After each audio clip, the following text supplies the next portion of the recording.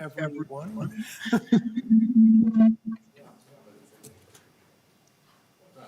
Little technical difficulty. We good? All right, good afternoon, everyone. For the record, this is the Senate Judiciary and Crime Prevention Committee. Today's date is Wednesday, February 23rd, 2022. We have 3 items on the agenda today, but we will be having a slight change in order of agenda. We'll be going with number 2 on our list, Senator Gazelka's Senate File 3328.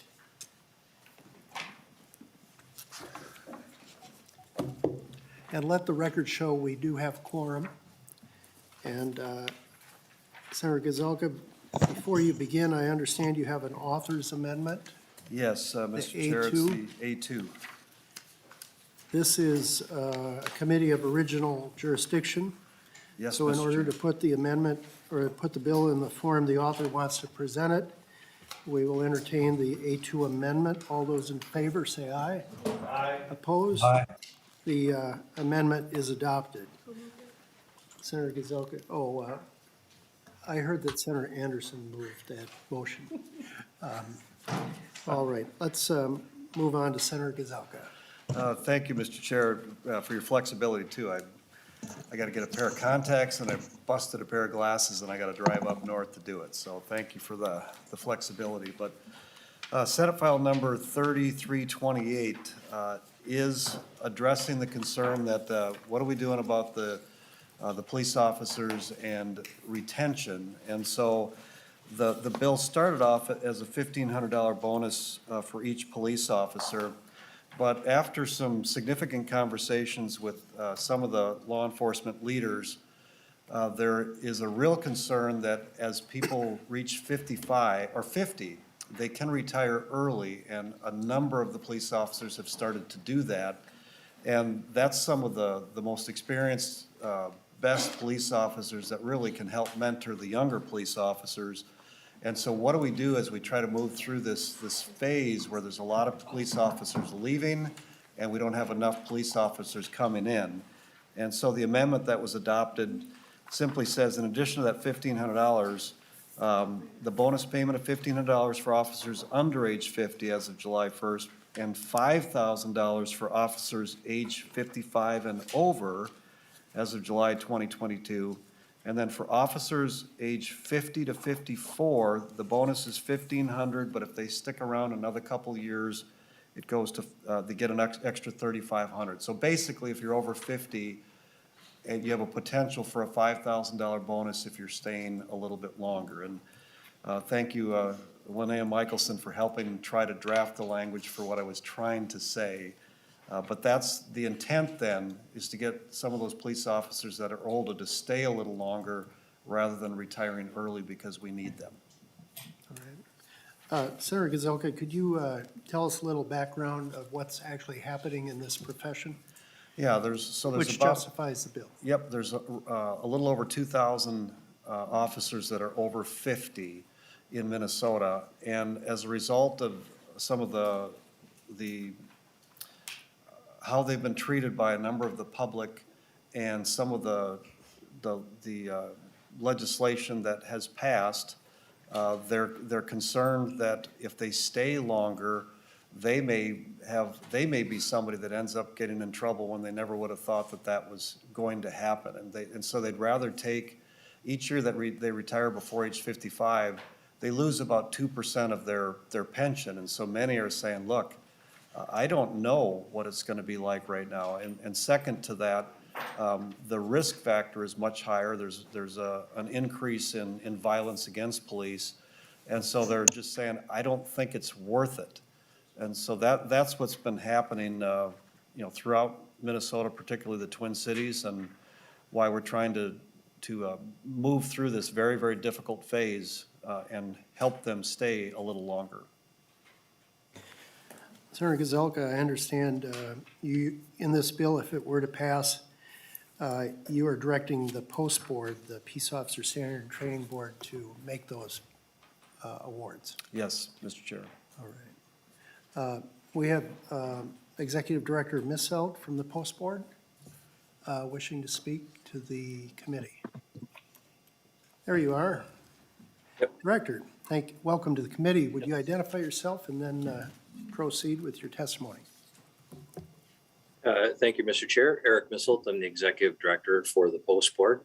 And I just want to make a brief comment today regarding this bill, and it'll be very similar to how I testified on a couple other bills last week, or I'm losing track of time here now during the session.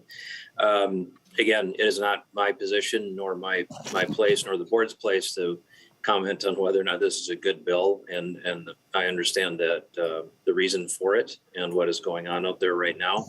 I'm here merely to talk about the administration of it. Members should know that the Post does not administer grants for law enforcement agencies or peace officer education schools, as some of the other bills reference. The reimbursement we do is for annual training once a year. And in that case, we send a spreadsheet to MMB, and then they send out the reimbursement of funds. So it's less of a grant than a reimbursement of training funds. This is a direct reimbursement to agencies, and we have no role in grants or reimbursements to the schools or Minnesota state system, as an example, either. There are, in our opinion, or my opinion, there are other state agencies, the DPS for particular, as a particular example, that already have grant administration capability in place. They are used to doing this. We don't have that expertise or structure or staff to do the work. And I recognize that there's money set aside in each of these bills. I think it was 3.5% or so for that. So it's not about the funding or the additional staffing. And certainly I will carry out whatever directive we get and wherever we're sent with regard to this. So it's not about capacity, as that's provided for in the bills. I do think, however, it creates an unnecessary layer of bureaucracy, not just for Post, but also for the law enforcement agencies that are accustomed already to interacting with other entities on grants such as the body armor grant and other grants. They're used to dealing with DPS, and I assume other agencies as well. So that is my primary concern with it, coming from a post-board perspective. That is it. Thank you, Mr. Chair. Thank you. For comment, Senator Gazelka. Yeah, thank you, Mr. Chair. And I know the testifier wants to say that he supports this. I just think that maybe he would. But I do get, Mr. Chair, that there may be a better mechanism. And if it's my understanding that this is going to be laid over into a bigger bill, I'm open to whatever works best for delivering the resources. So I just want to make that statement. Thank you. That's why we lay over bills. We get a kernel of information, a description of what they are. We ponder it a little bit before we bring it back for a final vote. We're going to open it up for discussion. First, is there anyone in the audience who wishes to speak for or against this bill? I don't see anyone, so we'll open it up for committee discussion. Senator Bigham. Thank you, Mr. Chair. I think that this is another tool to be used to help with retention and recruitment and boosting morale. The two, and I support this, and I know we're not taking a vote on it, but the two things I would say to echo the director's concerns, that a lot of these bills are giving them more to do, and it's not in their jurisdiction to do it. It's not what they want to do, and I feel like they're not even being consulted on this. So I think that's problematic for the process in how one would, expect an administration to act. I think it's unfair to do that to a body like that. Then the other thing I would say, and Mr. Chair, I've said this twice now, none of these bills are bipartisan. And I have said this a few times to you on the record and off the record, that it's problematic that the other side of the aisle isn't reaching out to include our side of the aisle on these discussions. We all deserve safe communities. We all represent police officers. And this is an important topic, and I think it's one that requires leadership. And leadership means reaching out and understanding that we all have a role and responsibility into addressing safe communities. So it's disappointing that, again, we have 3 bills that I have absolutely, especially that last one, because I think it talks about counties that are great, that I support, and yet we're not even talking to members on this side of the aisle. So I hope that changes, but I think it's not going to, based on the continuing behavior. Senator Bingham, this committee allows all parties to participate in discussion about this policy. You just had your say regarding the opinion of process regarding this bill. You could have spoken about the bill.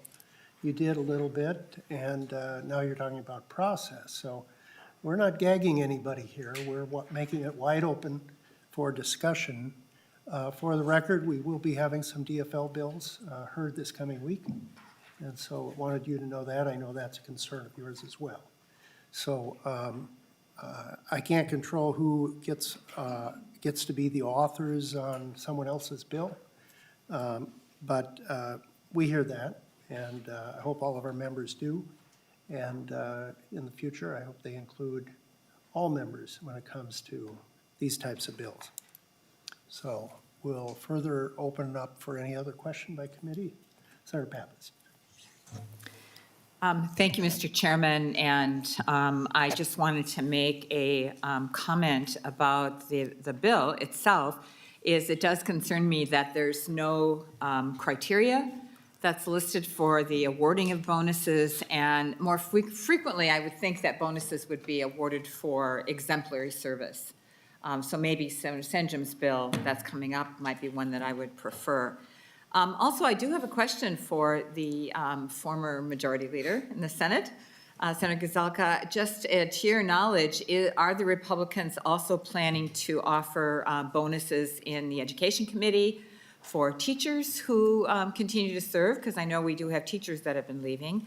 And also in the Health Committee, looking at bonuses for nurses and other healthcare professionals who also have been departing.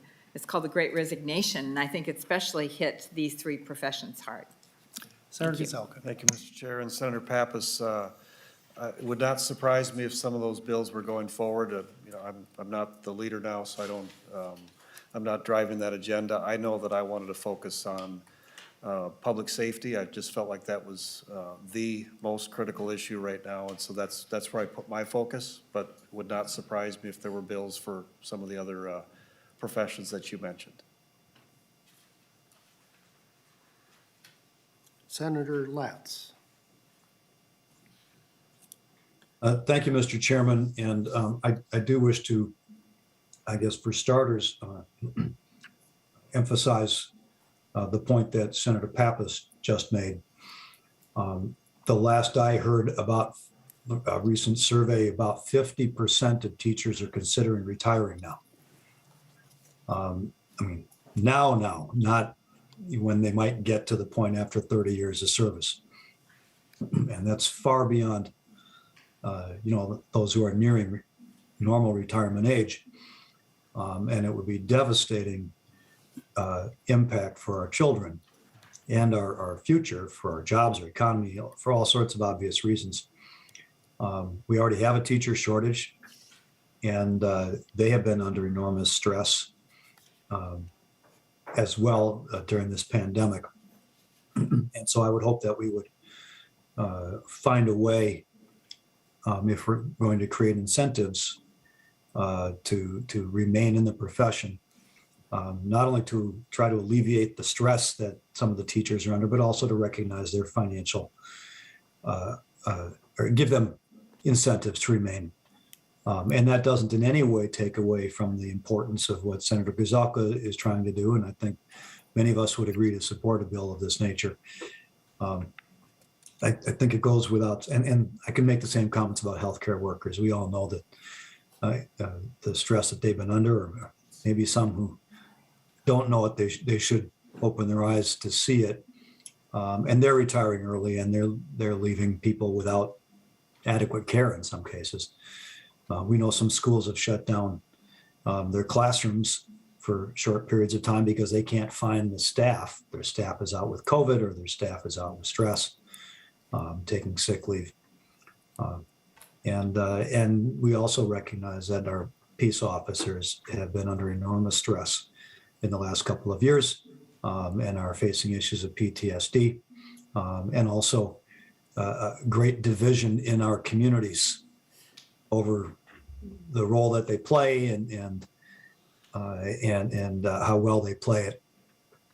And that's got to be very, very difficult for police officers to work under as well. Not to mention, in some cases, the immediate threat to their own safety, which has escalated in the last couple of years. So I think, the concept is a good one. I think we could all agree it's a whole lot less expensive to retain existing employees than it is to train and recruit, educate, recruit, and train in new employees.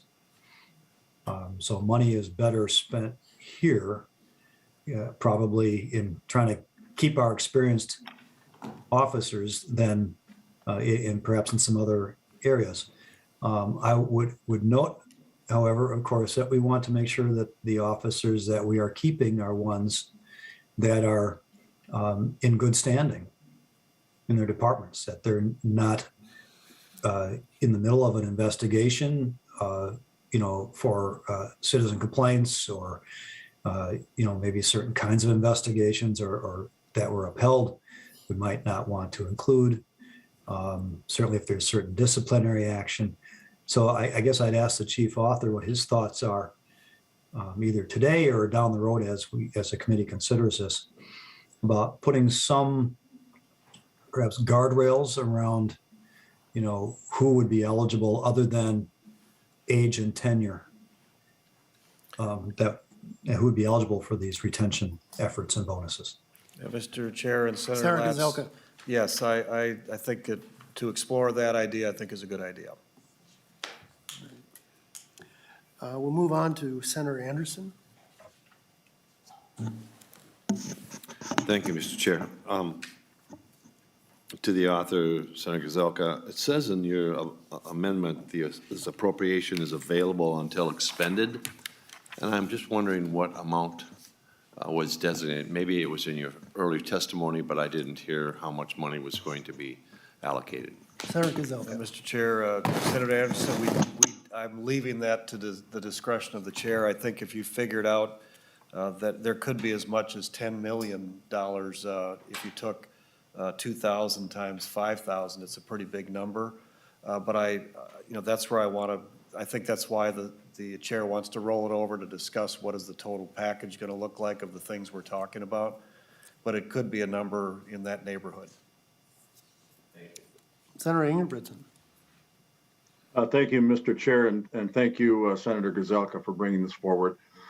There's no question that law enforcement are dropping their profession, all over the place. However, I know where all this started, and I know there's some criticism about bringing up Minneapolis and St. Paul, and however, that's where the no funding issue came from, and I'm wondering, have you considered this in this bill? How much of this is going to actually go to Minneapolis, St. Paul for retention?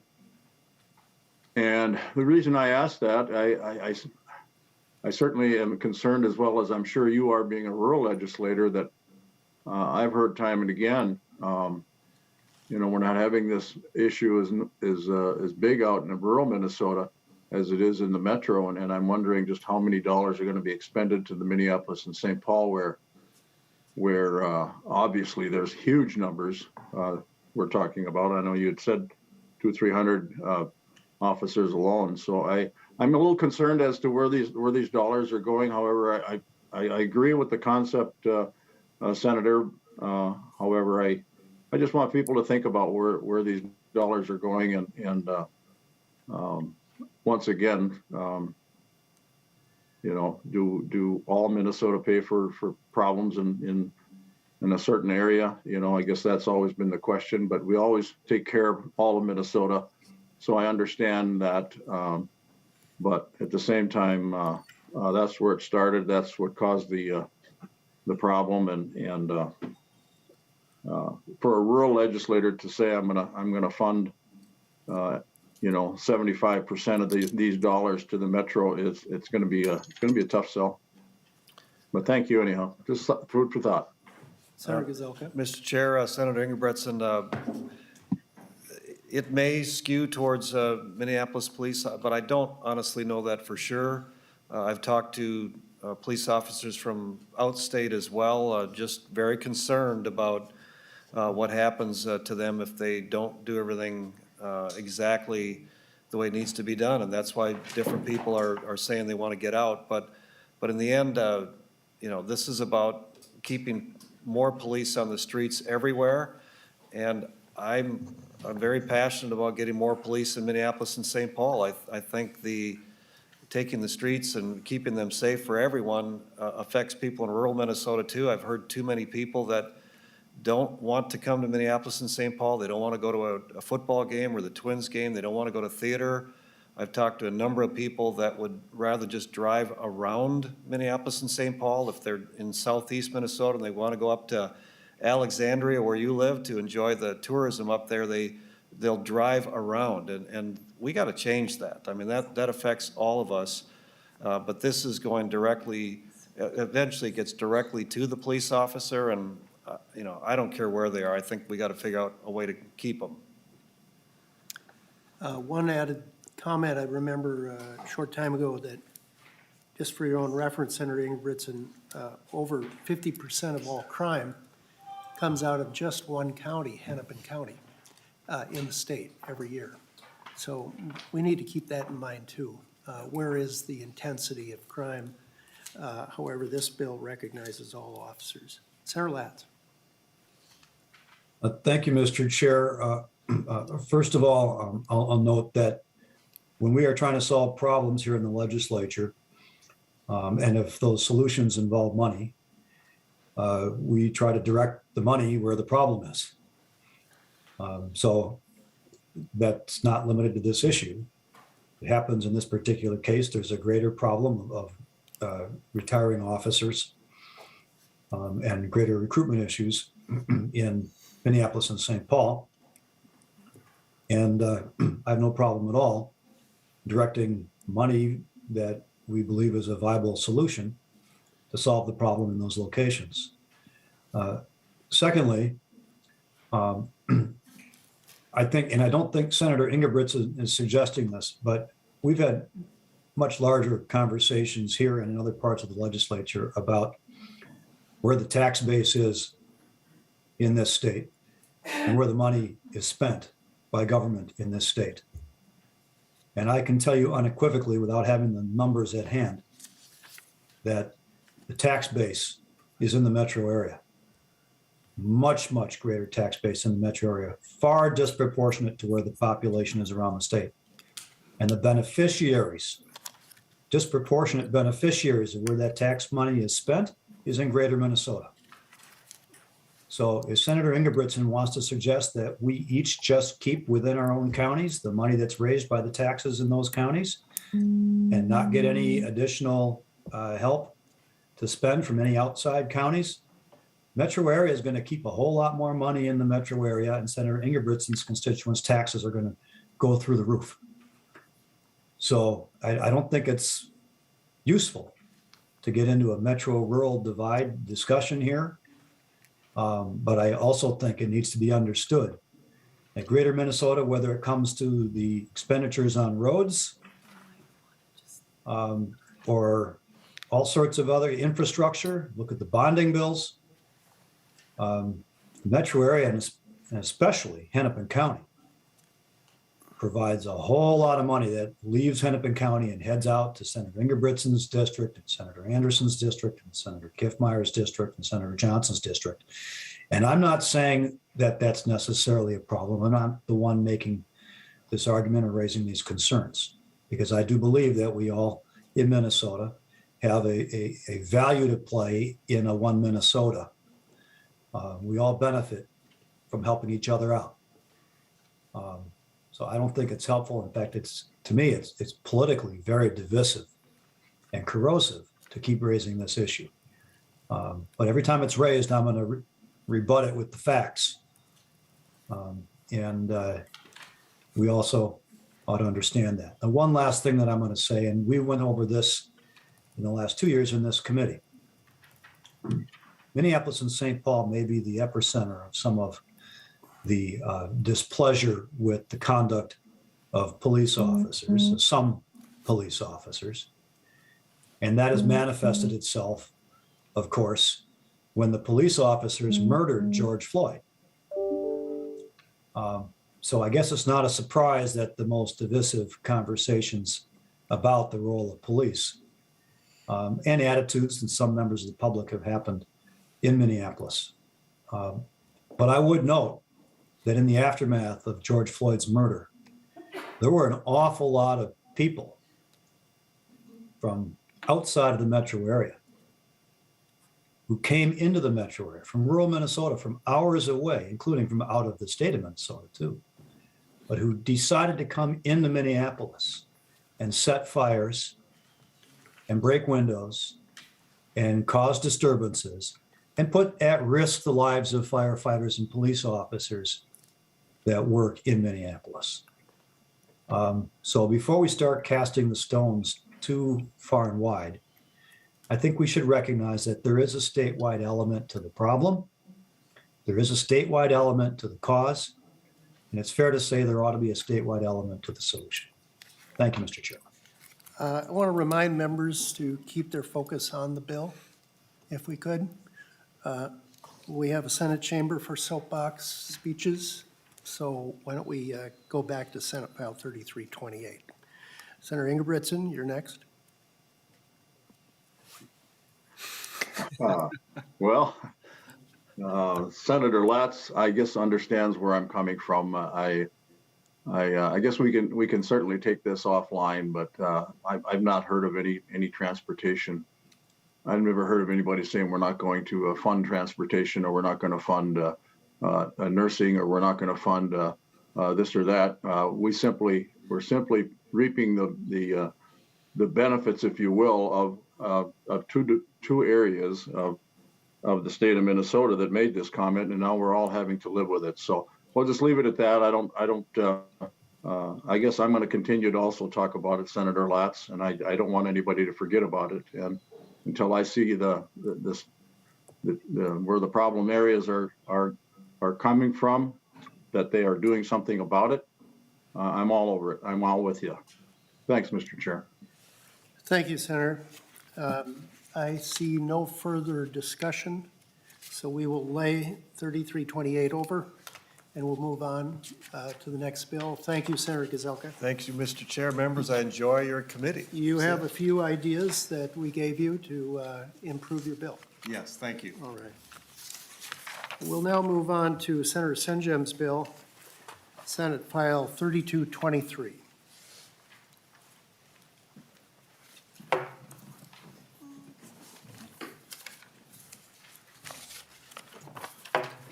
Welcome to the committee, Senator Senjem.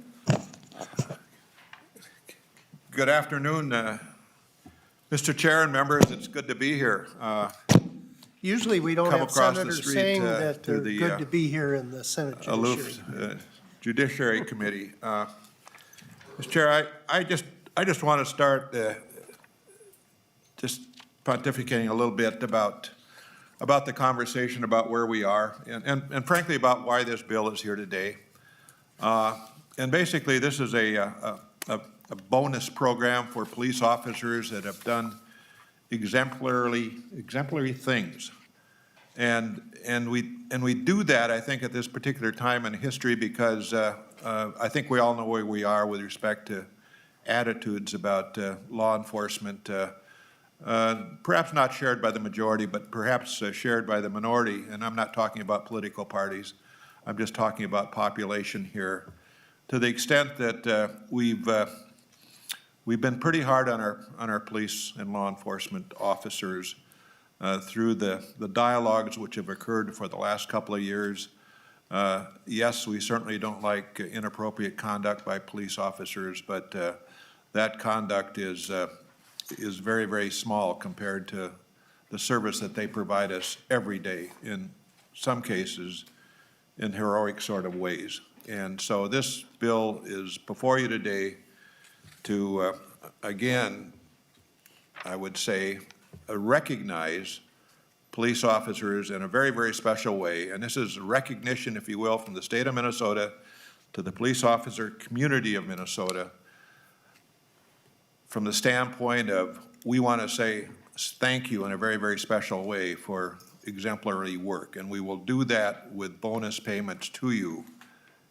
That is the essence of this bill. So Senate File 3223 is, again, about a bonus program. It's, again, just thinking about police officers and their heroic duties and activities and examples of heroism that we can almost read about every day, whether they're saving a life with a defibrillator, whether they're, in the case of my own situation, coming to my house as I'm in the Twin Cities at this very state capitol. My wife's suffering a diabetic reaction. First on the scene, first to know what to do, and they did it. And it lifted our family out of a crisis very, very quickly. But simple examples like this, and some aren't so simple. A police officer pulling a person out of a burning car or a burning house, or a police officer pulling a child out of a thin ice on a river or a lake, or on and on. These examples are again, things we read about every day. I read about, just perusing the web the other day, about a blood run to Hutchinson, Minnesota, with out of St. Paul, given a hemorrhagic woman up in Hutchinson that needed blood badly or she was going to die. Well, guess what? They did it. They made it. They produced that heroic act for ourselves, for our society. The person that might be jumping off the bridge, maybe even right now, that the police officer intervenes and saves that life. And in some cases, more than saves that life, doesn't just leave the scene and forget it forever, actually interacts with particular people and brings their life about something different and something better. So day in and day out, Mr. Chair and members, we read about and learn about heroic acts of police officers, law enforcement officers. And again, this bill intends to go forward and recognize them in a bonus pay sort of way, above and beyond simple thank yous, and they're important, don't get me wrong, but above and beyond the simple thank you, we're going to say, if in fact, Mr. Chair, a law enforcement supervisor, a chief of a law enforcement agency in Minnesota, having had an officer that's gone up above and beyond in his or her opinion, can go forward now and with this bill and its enactment, create an application, not necessarily create it, but submit an application to the post board. They will review it. They will decide the merits of this based on the ability to provide a bonus payment up to $10,000. The post board will write the guidelines and all of the procedures associated with this, and we will go forward, I think, with a program that's highly appropriate and particularly given the significance of our times, important from the standpoint of our state saying in a very, very special way, thank you for the exemplary work that you do, and in many cases, the lives that you save amongst the communities we all represent. So I'm going to just stop there, Mr. Chair, for questions, comments on this bill. I think it's an important one. I hope we can move forward with it. It's, again, Mr. Chair, a time in our history when we need to step up and our voices need to be heard with respect to how we recognize our police officers. Thank you so much. Thank you, Senator. Before we get into discussion, I'd like to invite Eric Misselt, the Executive Director of the Post Board, to make a comment. Welcome back, Director. We know who you are, so we don't need to have you introduce yourself again, but why don't you give us your comments? Fair enough. Thank you, Mr. Chair and members. Again, I won't waste your time with comments I've already made regarding Senator Gazelka's bill. Again, just want to iterate, though, I'm not here to speak as to the merits of this bill. That's not my place.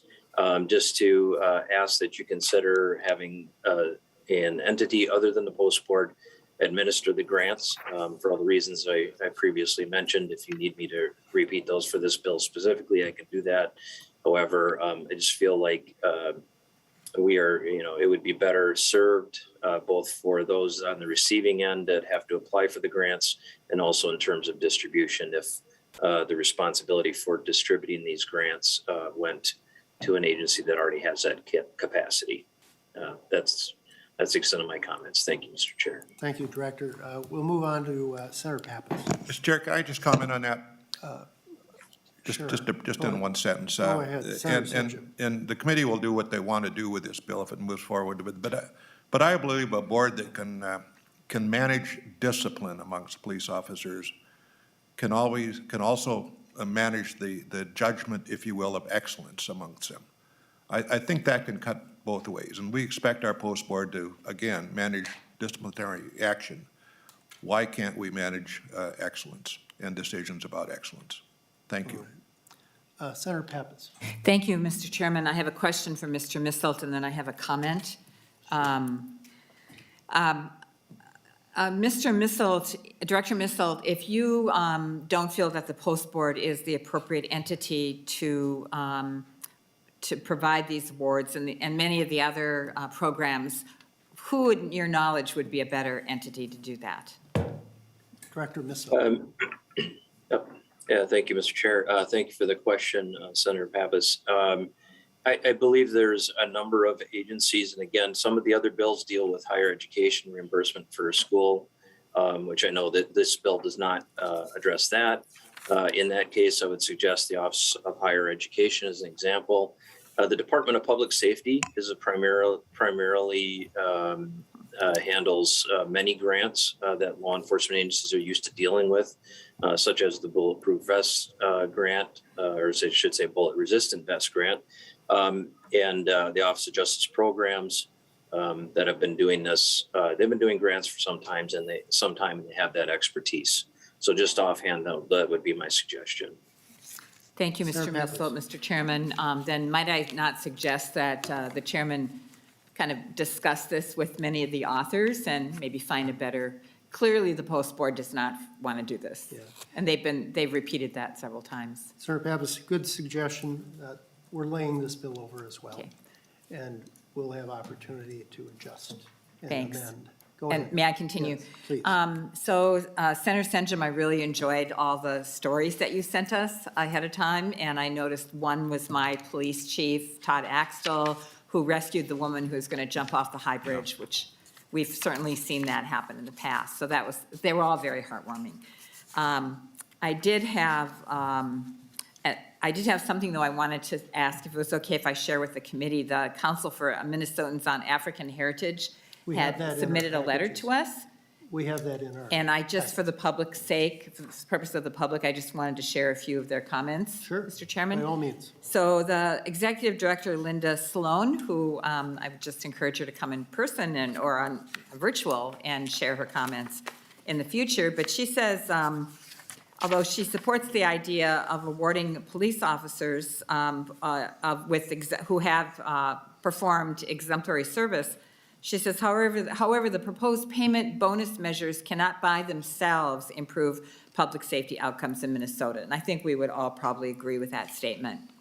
She suggests that regulations that encourage and require high performance standards by law enforcement departments and officers are just one part of a possible solution. Another critical component is for Minnesota to invest in homegrown community structures of public safety and violence prevention in high poverty and high crime areas. And the council recommends that the committee seek and pass legislation that provides grants to community organizations that will expand community violence interruption programs, mental health and crisis intervention services, restorative justice programs, and other public safety services in high crime areas. And I would add to that kind of juvenile justice diversion programs. There's a lot of work that needs to be done in this area, and we have a lot of money that we could use to help our local communities. And so I hope that down the road that the chairman will be looking at some of those bills. Thank you, Senator Pappas.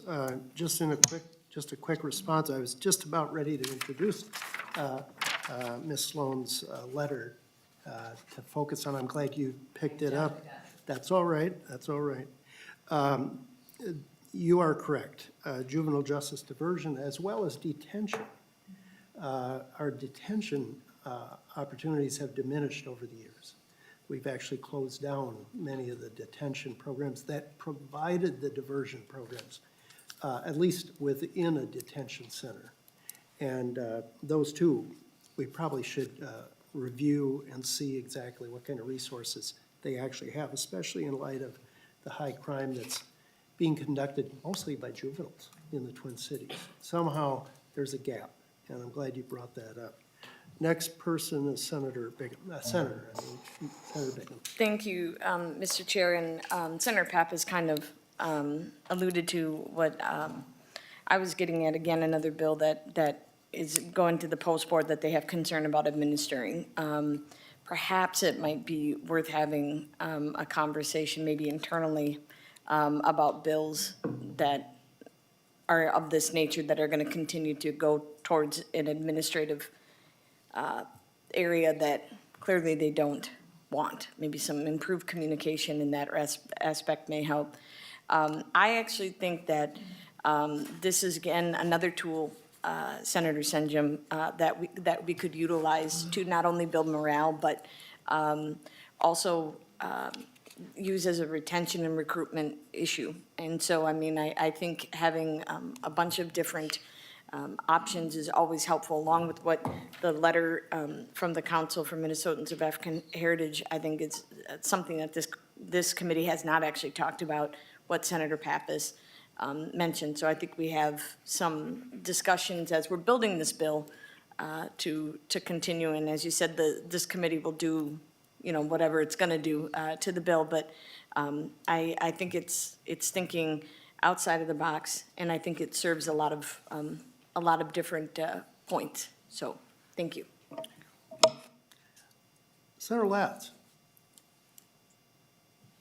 Thank you, Mr. Chair. Just following up on the concerns that have been raised by the post board. It seems to me that maybe the post board does have a certain level of expertise in that might be applicable to the subject of this bill, but that they don't have the expertise in the administrative process and delivery of funds and grants of this nature. So in this particular case, I could see a way where the post board might be involved in creating the criteria and maybe help set up a selection process for determining who would be eligible for any bonuses should this become law. Yet the actual bureaucratic infrastructure of having the money, sending out the checks, processing applications, that kind of thing, could still be done by a different agency where the bureaucracy already exists, so that we don't end up duplicating costs and so on. So this might be an area where sort of a blended approach from that standpoint would be helpful, and maybe in some of the other bills as well. I don't see a reason not to tap into the post board expertise, but that can be given to other administrative agencies that already have the bureaucracy in place to deliver on that more efficiently and cost effectively. Thank you, Mr. Chairman. Thank you. Senator Kiffmeyer. Thank you, Mr. Chair. First of all, I just want to say thank you, Senator Senjem, for bringing the bill forward. It's important for us to recognize high quality, high standards, and I think sometimes what you hear about are the mistakes or things that were wrongly done, but it's also important for us to recognize that which was above and beyond the call of duty, and that's what you're doing here. Lifting that up and recognizing that, I think, is so important. One of probably the biggest things that I've seen amongst the law enforcement is how much in the course of their day's work, they regularly put themselves in harm's way on behalf of the people that they serve. They see that as a duty and they do it on a regular basis. But there are times when it is above and beyond. and has extraordinary situations with it. But I really appreciate that in the bill, though, it also has a process of nomination, recognition, so it has an opportunity to kind of look through those and those who are of the greatest merit. And then also that you included in here that they have at least 5 years of no disciplinary actions or things like that. So it's a good balance. I think that's really, really important. I think that there are many facets to this, but right now, this bill is dealing with this particular area of recognizing that, and I think that will be an encouragement for law enforcement to stay. I think it'll be encouragement for young people to go into the field as a career. I think it'll be encouragement for those young officers to have an aspiration of a high level, that I think of those kinds of examples. They've had some bad ones, but I think even more effective is, to aspire to that which is excellence. I think we all benefit from that when we see that happening. And so I appreciate the fact that you have brought this forward today, and especially the individual stories. I have one from my own area, law enforcement, where a man in mental health distress was in the garage with the open door, family crying behind him, trying to get him done. He has a gun in his hand, waving it around. But the law enforcement patiently waited him out, kept themselves safe. Also a level of risk anytime somebody's waving a gun around, watching carefully, and eventually got him tired enough that, which is one of the best ways, and let it go and resolved, and he got the help that was needed. But to have that patience and discipline to talk and when to talk and how to work it and what to say takes a high level of skill and training. And I think all of us in our areas probably have similar kinds of stories like that. But I think it's mostly encourages others when they see excellence lifted up and recognized in a tangible sort of way. So I really thank you for bringing the bill forward. Thank you, Senator Kiffmeyer. Before we make the motion to lay it over, I did want to bring the members' attention to a packet of news accounts on exemplary service that police officers have recently done in the state of Minnesota, in addition to Ms. Sloan's letter from the Council for Minnesotans of African Heritage. Hearing no further discussion, we will lay Senate File 3223 over. Thank you, Senator Senjem. Thank you so much, Mr. Chair and members. Appreciate being here today. We'll now move on to Senate File 3059, Senator Pratt's bill on corrections, supervision services, county probation reimbursements. Exciting stuff, Senator Pratt. Well, I am the excitement senator, I guess. I don't know. Mr. Chair, members of the committee, thank you for hearing Bill Senate File 3509. And I want to start off by thanking my co-authors, Senator Rosen, Limmer, Draheim, and Housley, for joining me on this effort. As many of you know, Minnesota is a low incarceration state, and we have been for a long time. About 40 years ago, we implemented the sentencing guidelines and made the intentional choice to have most low-level felony crimes be served out in their serve out their sentences in their communities, in hopes that it would provide the support necessary for them to be productive members of society during their probationary period and beyond. However, the system only works with a robust model of community supervision. And we currently have 3 delivery systems in Minnesota. The Minnesota Association of Community Corrections Act Counties, I believe I've heard that called MACAC.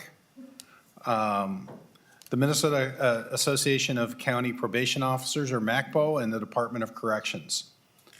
Having these 3 options can be complicated, but it's a system that's given our local communities the option to choose the system that best fits their needs and has the greatest measure of accountability closest to the people that they serve. Now, Minnesota statutes clearly outline that the state's responsibility for one of these systems, MACPO, and years ago, we agreed that the probation was such a high priority for our criminal justice system that we would pay 50% of the probation costs. I've been told we've only come close to that maybe 1 year in the past couple of decades. This bill simply adds $5 million to the current funding formulas across all three systems. Now, I'm pleased to have a lot of testifiers in support of this bill, but one of the things you'll hear is $5 million doesn't even come close to meeting our obligation, especially with funding in the tails. But at least what I wanted to do, Mr. Chair and members, was give us a little bit of a starting point to get a little bit of money out there as we continue to wrestle with some of the bigger issues. And with that, Mr. Chair, I entertain questions or allow you to call testifiers. Thank you, Senator Pratt. We have a long list of testifiers, so I think we'll move right into that. We'll open it up for discussion afterward. And we did give instructions because of the long list to limit our testifiers to 2 minutes each, just to get to the heart of the issue. And then we'll move on. I did want to make an opening comment, just intention of where I think we should be going with your bill, Senator Pratt. A little bit of a history. Minnesota has a statutory obligation to pay half the cost of CPO or MACPO, and we have a long tradition of treating MACPO and CCA equally. But we've fallen very, very far short of that over the years. And this has been around for decades, this law. Just so everyone knows where to find it, the statutory citation is State Statute 244.19, Subdivision 6. I'll repeat that if anyone's writing it down. 244.19, Sub 6. And in order to get us closer to the state's obligation, I'd like to call on Chris Turner, our finance analyst, and ask how much it would cost to bring the state up to its 50% obligation that was promised for county reimbursement. Mr. Turner? Mr. Chairman, members, currently the annual appropriation for CPO reimbursement is approximately $5 million. That comes out to 27% of the state obligation. This bill would add $550,000 to CPO. That would increase that to a little over 30%. To get up to 50% of the state obligation would require a total appropriation within this bill of close to $36 million, with the CPO share being approximately $4 million in addition. So there'd be a total of $9 million for the CPO reimbursement per year. So for all the county bean counters out there, you got a little idea of where we might want to go, at least with this proposal. I probably would recommend at least a starting point, an increase of 25 million. But that's up to another committee also. But why don't we open it up for discussion, see what kind of reaction we have regarding Senator Pratt's bill, and we'll start with Mr. Jason Anderson. If you would identify yourself for the record, and then you can proceed in your 2 minutes. Certainly. Thank you, Mr. Chair. Jason Anderson, the Director of Itasca County Probation and the President of the Minnesota Association of County Probation Offices. A lot of the highlights on my notes were already touched on, and I appreciate that. I appreciate this committee's awareness of the direct correlation between adequately funding community supervision and a safer Minnesota. This is not a partisan issue. It just isn't. One quick history lesson about the history of reimbursement. You know, we said it's been a number of years since MACPO counties have received that statutory 50%. It was 1996 the last time that we received 50% reimbursement. Last year's reimbursement was like 27 and some change, 28%. So it has been woefully underfunded. This bill represents a significant step forward to help shore that up. The desired outcomes of corrections are many, right? We're looking for a reduction in recidivism, fewer crimes, the clients we serve live happily ever after, those of us doing the work are safe and supported, all of these things. The beautiful thing is these are not mutually exclusive things. We're all shooting for the same thing. And the more effective we can be, the more effective we can be in serving our clients, in serving our communities, and serving the victims, and not having more victims. There's been a great deal of emphasis this year for a lot of great reasons to increase public safety. And that's been across the political spectrum. Law enforcement plays a significant part in that. The law enforcement system, or the law enforcement arm, brings people into the system. That's what they do, and they do it really well, and they need to be funded adequately. What do we do with the folks once we got them into the system? I have a former probation officer who used to work with me. Her husband was a deputy in my county, and she used to joke that she would say, I tell my husband, you catch him and I clean him. You catch him and I clean him. We got to catch them, right? Compassionate accountability. What do we do with them once we get them? Minnesota has not only fallen short on funding our delivery system, it's been touched on, we imprison the lowest rate of almost any state in the nation. We rank 5th from the bottom in how many people we put in prison. 15 seconds. But boy, do we use community supervision.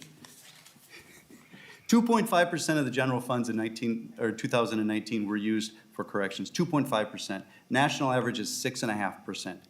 We are woefully underfunded. We need the money to do good work for the citizens. I thank you for your opportunity to testify, and I would welcome any questions you might have. Thank you. Mr. Massman. Would you identify yourself for the record and then proceed? Mr. Chair and members, Matt Mossman, Executive Director of the Minnesota Intercounty Association. MICA is a voluntary association, 15 of Minnesota's larger and faster growing counties, including 4 suburban and 11 greater Minnesota counties. With me today, I'll be joined by Molly Bruner from Scott County and Nikki Niles from Dodge, Fillmore, Olmsted counties. We're here to testify in support of 3059 and the need for increased state funding for community corrections to cover costs that are being incurred by counties. We want to thank Senator Pratt for authoring this legislation, and to you, Mr. Chair, for hearing it. This has been said, there's been a long-standing expectation in both programs that the state provide funding at the 50% level, both reflected in law and legislative history. Minnesota funds from the general fund, I believe it's the lowest portion of its general fund for these community supervision services, and we fund about 27% of the costs, as I said. Just one more set of numbers. It's been talked about that it's a low incarceration state. Of all of the individuals under correctional control, 87% are on community supervision, and about 82%, I believe, of those are supervised by county governments through one of the systems. So just a real high priority, Mr. Chair and members, as you've heard that this funding needs to increase in order to ensure that the evidence-based practices and the innovative practices that counties have been, want to continue to implement to ensure public safety can be funded and fulfilled. All right. Thank you. Ms. Bruner. Thank you. Good afternoon, Mr. Chair and committee members. I'm Molly Bruner, the Director of Community Corrections for Scott County. In that role, we oversee the supervision of clients placed on pretrial services, probation, and supervised release. It's important to ensure that those sentenced to probation or released from prison receive the services and accountability they need to change criminal behavior and stop re-victimization. Thank you, Senator Pratt, for authoring this bill and listening to the needs of your community. We support increased funding and request a change in the way the money is distributed using a single funding formula that's equitable, transparent, and based on the data. Between 2008 and 2022, Scott County Community Corrections has received only $100,000 in additional state funding compared to the levy increase in that same period of $1 million. As a result, the state funding has declined as a portion of our overall budget from 40% down to 30%. One of the reasons for our funding remaining flat is due to the hold harmless portion of the current law funding formula that's based on 1996 allocations. So increased funding and a new formula could better address how Scott County has grown in population over the last couple decades, which in turn has increased the number of individuals that we're supervising. In response to this growth, we did do an adult recidivism study where outside evaluators looked at everyone on probation in Scott County and determined that we cannot handle the volume of high-risk individuals on felony supervision. So our caseloads are maxed out, and without more adult probation officers and the infrastructure to support our work, many individuals fall into a gap of services based on budget constraints versus what's best practice. Funding of prisons, paying employees, and providing felony supervision are all statutorily mandated duties, but the funding for community supervision is not kept pace. So we request increased funding and changes to that funding formula so that the inequities from county to county do not continue. Thank you very much. Thank you, Ms. Bruner. We'll move on to Ms. Nikki Niles. Good afternoon. Thank you. Good afternoon, Mr. Chair and committee members.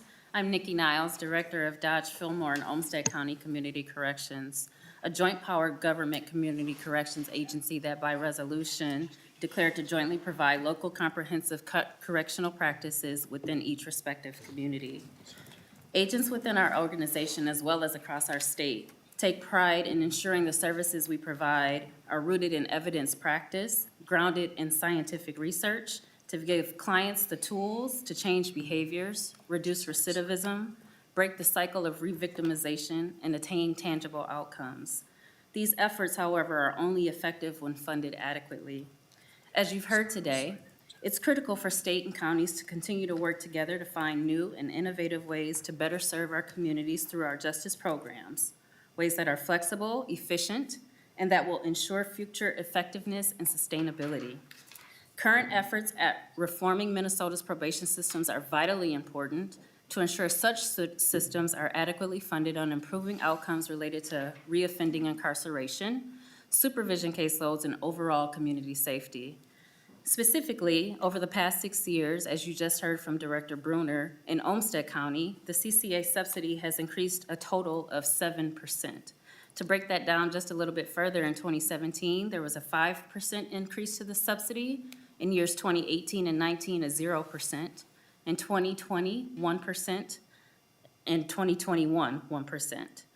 As a result of that, total county contributions have grown as well.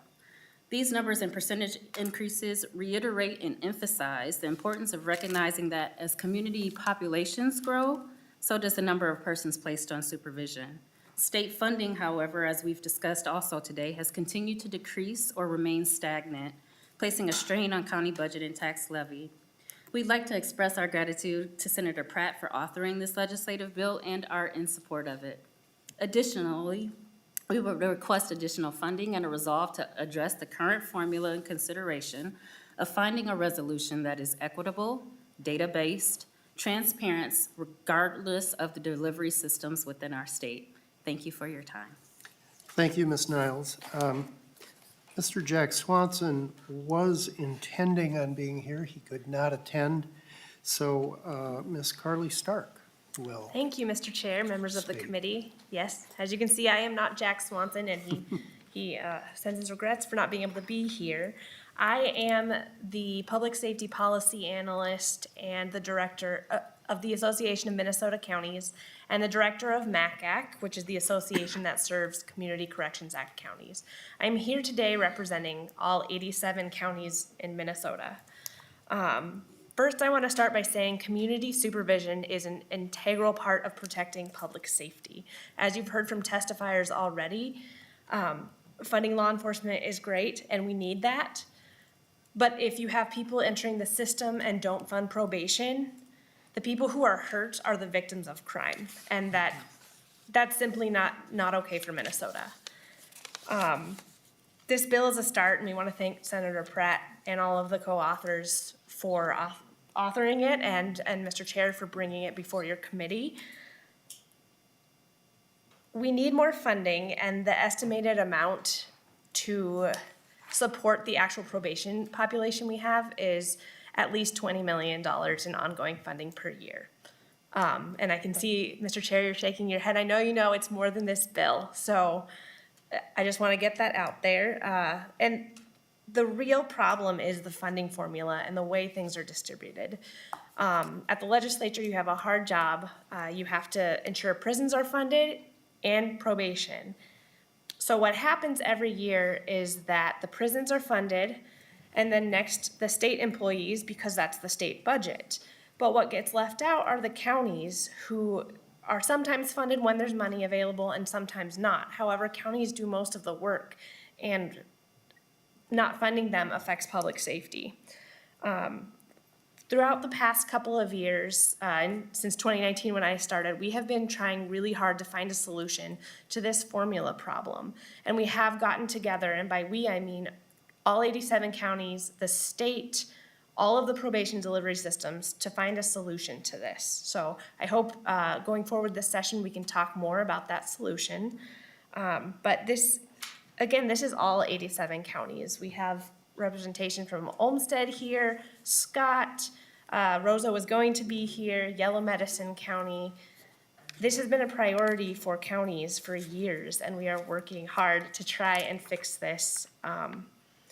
So we hope you support the funding and also engage in conversations about changing the method of funding.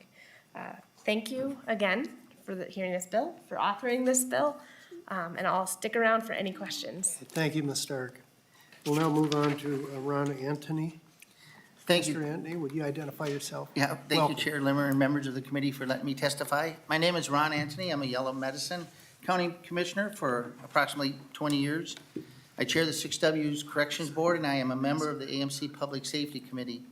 Recently, I was privileged to be a county representative on the Justice Reinvestment Work Group. I'm a firefighter for 30 years and a first responder for 30 years. So you can say public safety is a high interest of mine. The funding in this bill is a start, and a significant increase is required to make up for years of underfunding. Additionally, it is imperative that the way the probation funding is allocated needs to be changed. Minnesota counties have been asking for a thorough examination of funding for community supervision for a number of years now. The financial burden is being placed on the counties, many without adequate levy resources to keep up with the growing gap between the state and county funding. I've been on my 6W Corrections Board for over 15 years. We are a 4-county JPA. The narrative recently has just arose in these last 15 years, just recently. Can we afford to keep going with this current system? This is a big concern. When you're dealing with a 4-county JPA, you're only as strong as what 4 counties can do. If you have one county that's has a concern or about the funding, it's a weak link, and it's troubling. We've taken pride in our ability to keep our agent to ratio to offender ratio low. We provided necessary money to support evidence-based programs. Now part of our conversation is what do we really need to do to ensure sustainability? Can we even afford to continue this way? That's why the increased funding allocation in this bill is so vitally important at this time when public safety is a significant concern around the entire state. Structural changes to ensure fair and equitable allocation of community supervision funding to each county is needed. Right now, that system is broken. It's neither transparent nor equitable to all 87 counties. Statewide, the public expects and should be assured that adequate level of service should be provided to everyone, no matter what county they reside in.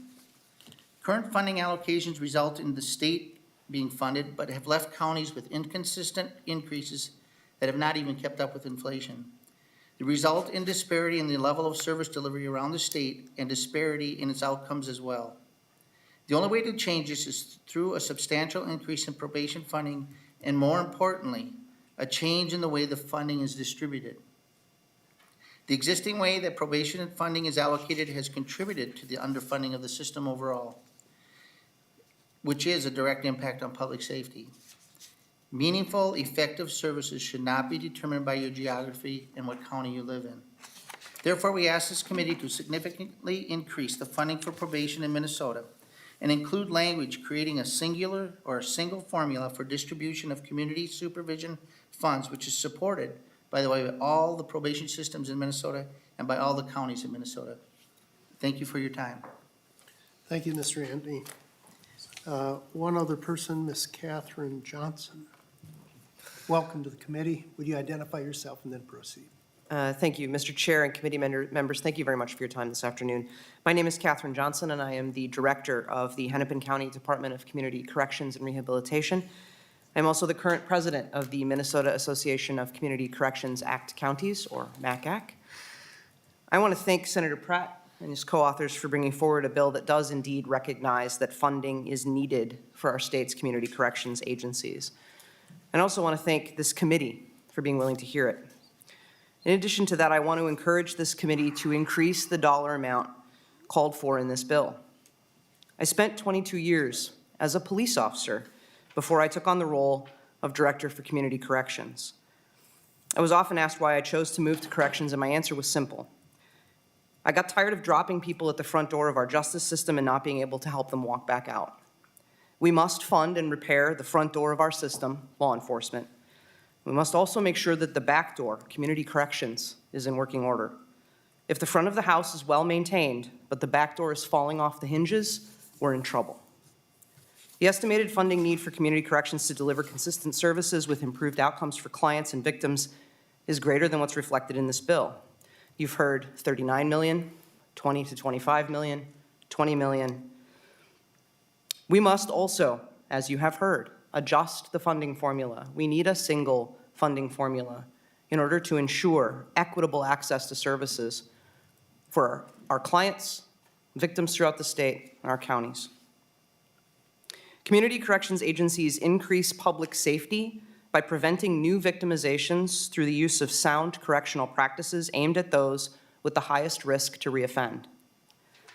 County to county, corrections agencies have inconsistent and inequitable access to resources, which leads to inconsistent outcomes for those we supervise and the communities we serve. We have chosen in Minnesota, as you have heard, to focus on keeping people out of prisons and instead rely heavily on community supervision, which is both less expensive and more likely to reduce recidivism.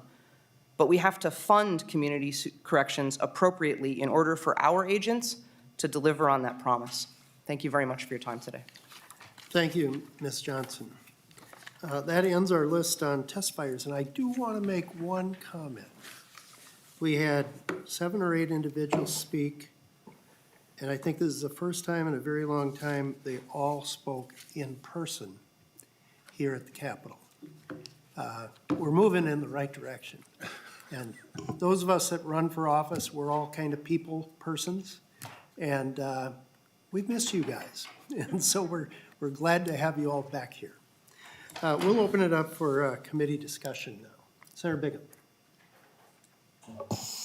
Thank you, Mr. Chair. And I'm not sure that I can add any more than what Commissioner Anthony, and good to see you, it's been a while, and Ms. Johnson mentioned about the importance, specifically as the day-to-day role of how we execute the job, but also that the counties play their significant role in keeping our community safe. Community corrections is absolutely a tool for safe communities. And what I would say, and I've had this conversation from even when I was in the other body, because it's been already described that it's been decades that it's been underfunded. We have a responsibility as a state, and we should live up to that responsibility in being a good partner to counties. And this is an extremely important topic that I believe we have the means now, because we're blessed with a surplus that both has one-time money and has ongoing funds. And we'll learn a little bit more early next week. But, Mr. Chair, I think based on some of the testimony that we heard today and recognizing that there are ongoing conversations about the formula and about some other program changing, I think there's room, and this is kind of your bailiwick, you know, the community correction side, and then the county side is something that I'm obviously passionate about. There might be a really good path here with Senator Pratt's bill to look at a phased approach of maybe a one-time bump with expectations of the reforms coming through that would ensure some ongoing funds with that. So I guess I would just encourage not only Senator Pratt and you, Mr. Chair, to keep the conversation going. I'm more than happy to be part of it with these fine stakeholders. But I've done ride-alongs and the intents with probation officers in Washington County, and the intense supervision that they have to deal with is real, and they have a true impact on recidivism and really making sure that we're having safe communities. So this is a top priority, I think, for this committee, Mr. Chair, and look forward to continuing the conversation. Thank you, Senator Bigham. Just for the public to understand, if you look at lines 1.9, 1.13, 1.17, there's a repeated phrase, this is ongoing appropriations in all three categories. That's our proposal. It's a major shift back to a commitment that was made many years ago. We'll move on to Senator Ingebrigtsen. Thank you, Mr. Chair, and thank you for your thoughts right away with regards to funding. There's no question about it. If the state of Minnesota has chosen to do the, probation versus corrections, then we ought to be paying for it. Well, question that I have, and I don't know if anybody may have even testified to this, I did step out for a second, but what is the ratio right now, statewide? And thank you for those in the rural area coming in as well today. And Senator, the chairman is right. In person is always the best way to communicate with our committees. But does anybody have a number on how many clients each individual on the average statewide has to supervise that are felons? Ms. Starr? I suppose every jurisdiction is slightly different, but. It is, and that's my answer. There's no one number because part of the funding issues is that some agencies can fund at a higher level or a lower level of clients to probation agent than other agencies. So depending on property tax levy, you have a bigger budget or a smaller budget, which affects those case numbers. So there are, like Scott County, I think they testified that their probation officers are, have high caseloads and they don't have enough officers. Ms. Stark, what would be a high caseload, just to give us a perspective? It depends on case type. For example, you can have more cases of misdemeanors because that's a little, it's not quite as intense unless you have someone who's high risk. So basically, I think about 30 to 40 for those high risk individuals would be an appropriate caseload, though I would defer to my probation experts that are in the audience. We have another person, Ms. Niles, is it? No, I'm sorry, Ms. Johnson. Thank you, Mr. Chair. I think I very much appreciate the question, Senator Ingebrigtsen. I think Carly did hit on the variability in caseloads. I will tell you that, for example, those counties and DOC agencies, right, when we're talking about intensive supervised release, which is our highest risk folks upon release from prison who we are supervising in the community, those caseloads are statutorily mandated to be 1 to 15. So that gives you an idea of what the state thinks of the need for close supervision of those individuals. When you talk about risk level, that is really how we try and assign caseloads. And I will give you the example in Hennepin County, our high risk caseloads are 1 to 40 is our target. We don't currently meet that target because of funding issues and funding concerns. Our medium risk caseloads can run anywhere from 1 to 80 to 1 to 250. Our low risk caseloads, some of which run 1 to 500, some of them are 1 to 2,500 for our lowest risk clients, many of whom that is fine. They don't need that level of supervision. So I think from a perspective of trying to get to a consistent, sound answer, those are discussions that obviously are occurring, I think, as part of the work group that you heard Commissioner Anthony mention, that I am also a part of, as well as conversations we have among delivery systems. MACPO, MACAC, and DOC are collaborating in this space and hope to continue to collaborate in this space to get to those answers more specifically for the entirety of the state. I hope that answered the question. Thank So you. just to follow up, if I could, Mr. Chair, then I'll end it. So you said a 1 to 40 for high risk. What if you don't meet those standards? What happens then? Ms. Johnson? Senator, unfortunately, the answer is if we don't meet those standards, we don't meet those standards. If I don't have enough agents to assign in order to ensure that we meet the 1 to 40 caseload, then we go to 1 to 50, then we go to 1 to 60. And I think ultimately, the real answer is public safety is not served when we get to those caseloads that are higher than that. So I guess maybe that's the answer, is that we're not serving public safety in the ways that we could be and should be without enough funding to make sure that we have agents to caseload sizes that are manageable. Exactly correct. Thank you. Thank you, Mr. Chair. Thank you. We'll move to Senator Anderson. Thank you, Mr. Chair. It was mentioned earlier that we are kind of on the low list of states being able to serve public safety or to do these jobs. Where, maybe Senator Pratt, from the Council on State Governments or from other who've done a survey of where, say, a better state has done a much improved job of doing this. Have any idea of that information? Of where, I know we're down on the bottom, but where is an example of someone we could improve to? Senator Pratt? Thank you, Mr. Chair, and I Senator Anderson. think you've phoned a friend coming up. I was just gonna ask for a friend to come up and cover this one, but Senator Anderson, it's an excellent question. I don't have the information on me, but I hope. Mr. Chair, Senator Anderson. Mr. Anderson. Yeah, thank you for the question. So I was involved in the Council of State Governments work as well, the Justice Reinvestment Initiative, and through that, we looked at a number of other states. Oregon would be one in particular, Pennsylvania, Texas. Those are some states that have implemented some more modern capitated rate funding probation departments based on not just the number of clients they serve, but the number of higher risk or lower risk, moderate risk clients. Thank you. All right. I have no one else wishing to speak on this bill. Senator Pratt and members, we will lay Senate File 3059 and lay it over. Thank you, Mr. Chair. Thank you. We have no further business before this committee. We stand adjourned.